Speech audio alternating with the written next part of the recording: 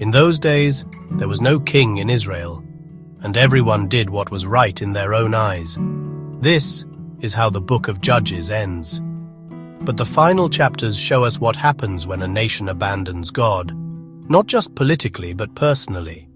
In Judges chapter 17, we meet a man named Micah, not a judge but someone who built his own religion. He stole silver from his mother, returned it, and then used it to make an idol. Then he hired a wandering Levite to be his personal priest, for a salary.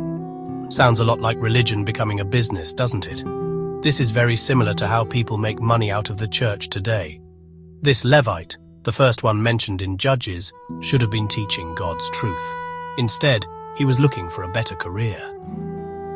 Meanwhile, in chapter 18, the tribe of Dan didn't have their land yet. They were supposed to fight the enemies God told them to conquer, but they were afraid of the Canaanite chariots. So instead they went north, found a peaceful city called Laish, and decided to attack it, even though its people weren't part of the enemies God had marked for destruction. But the Danites didn't care. They attacked Laish anyway. And on the way they stole Micah's idols. Everything about this move was wrong, convenient but not obedient. Eventually, the tribe of Dan was later eradicated by God, and the tribe of Dan is not mentioned in the book of Revelation. That's no coincidence. God does not approve of ethnic cleansing.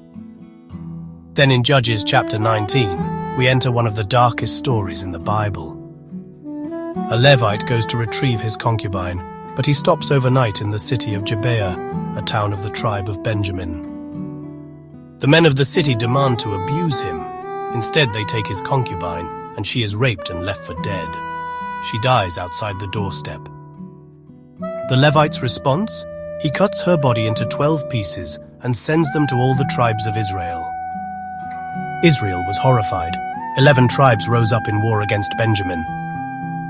This was Israel's first civil war, and it nearly wiped out an entire tribe. Israel had come full circle. They were supposed to cleanse the land, but instead they became just like the Canaanites. The sins God wanted to drive out of the land had now taken root in his own people. God had to save them from themselves. And just when the darkness seems overwhelming, the next book opens with Ruth, a Moabite woman, faithful and kind, who would become the great-grandmother of King David.